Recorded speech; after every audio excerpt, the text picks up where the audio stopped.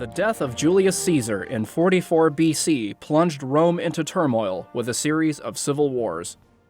Octavian, Julius Caesar's adopted son, ultimately prevailed against his political rival, Mark Antony, in 31 BC. A few years later, in 27 BC, Octavian changed his name to Augustus, becoming Rome's first emperor, and established the Julio-Claudian dynasty. Beginning with Emperor Augustus, Rome would finally experience peace after decades of war, and for the next 200 years, Rome entered a period known as Pax Romana, or Roman peace. During this period, Rome underwent numerous government reforms and cultural expansions. But what exactly did it mean to be emperor instead of, say, a consul during the days of the Republic? Well, unlike a consul, who co-ruled under the authority of the Senate, emperors ruled with absolute power. Important positions of authority, originally distributed throughout the government, now all fell under the emperor. The Senate was still around, but it existed in name only. It no longer held the power it once had, and transitioned into more of a ceremonial assembly. The emperor's word was law, but the Roman people did not seem to mind this transition of power, for Augustus was a popular leader during his reign. He not only further expanded the empire, but also provided the people with a steady supply of grain and rebuilt Rome. The previous civil wars left Rome looking dismal, but Augustus was able to transform the city into a grand metropolis, complete with newer and more stylish infrastructure. The Roman historian Suetonius wrote that Emperor Augustus found Rome built of sun-dried bricks, but left her clothed in marble. Unfortunately for Augustus himself, the transition of power to his successor did not go the way he had originally planned.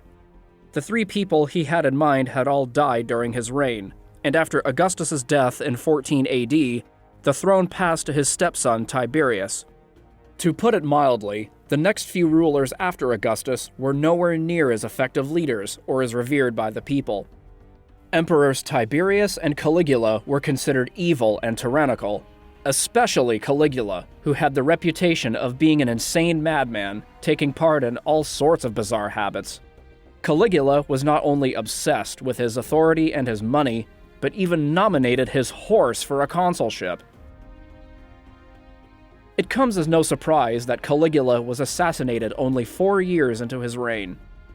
Emperor Claudius came after Caligula, and while being remembered as sickly and handicapped, he overcame these adversities and managed to expand the Roman Empire further by adding Britain. During this period, a new movement was forming, which would end up shaping Roman history forever. That movement was Christianity. Now, Christianity was in its infancy and was not yet a worldwide religion.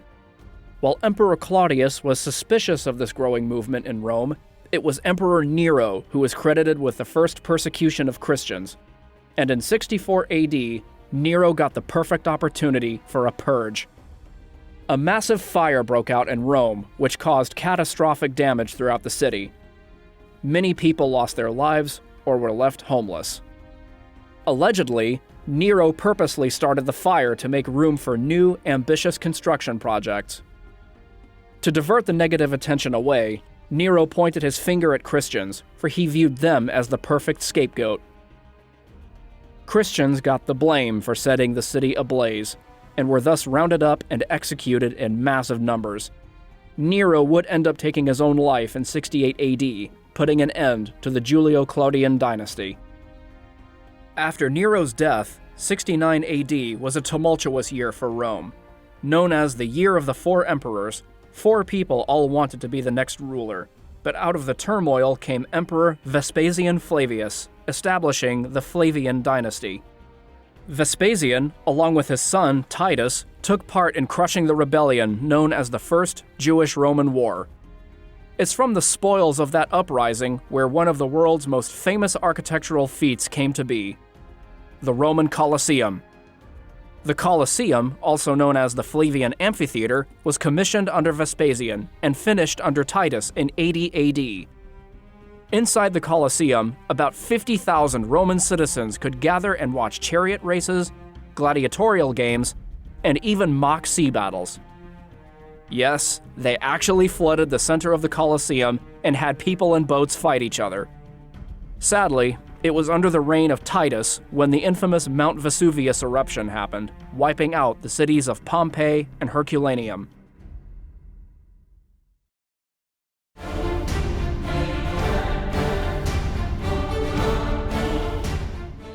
Rome reached its peak between 96 AD and 192 AD under the NERVA-ANTONINE dynasty. This period saw the reign of the 5 good emperors and was a stable period of peace, prosperity, and wealth for Rome. Under Emperor Trajan, Rome reached its largest size in 117 AD, and after his rule, the empire shifted from conquering new territories to maintaining order. Emperor Hadrian is mostly remembered for his architectural accomplishments, such as Hadrian's Wall in Britain, and the Pantheon in Rome. The Pantheon was built as a temple to honor Rome's pagan gods, and today remains one of Rome's best-preserved monuments. The last of the good emperors was the philosopher king, Marcus Aurelius. While out on military conquests to put down rebellions, Aurelius studied and wrote about the philosophy of Stoicism, and even had his own take on Stoicism published in a book called Meditations. So, if things were going so well for Rome, why did it collapse? What went wrong? For starters, Emperor Commodus, the son of Marcus Aurelius, was a narcissistic megalomaniac more interested in gladiatorial games and living a lavish lifestyle instead of attending to Rome's upkeep. Despite what you may have seen in the movie Gladiator, Commodus was not killed in an epic gladiatorial fight against Russell Crowe. Instead, Commodus was strangled to death in a bath, and his death in 192 AD plunged Rome into chaos. Over the next 100 years, Rome would see economic depressions, civil wars, invasions, plagues, and political violence. 2 massive chunks of the Roman Empire tried to break off and form their own entities, but Emperor Diocletian came to power in 284 AD and reigned the territories back under Roman control. Emperor Diocletian felt that governing such a massive empire had become too cumbersome, and that 4 smaller kingdoms would be easier to control compared to one large one. Diocletian established the model of rule called a tetrarchy. 4 rulers, each with kingdoms of their own, with Diocletian still being the sole ruler over all of them. But this would come at a cost. Rome ultimately lost the influence it once had, and Diocletian resigned from the throne in 305 AD. Guess what followed after Diocletian's abdication? More civil wars!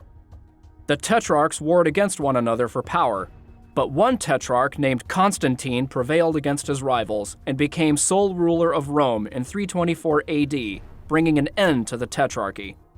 Rome was once again under the rule of one person.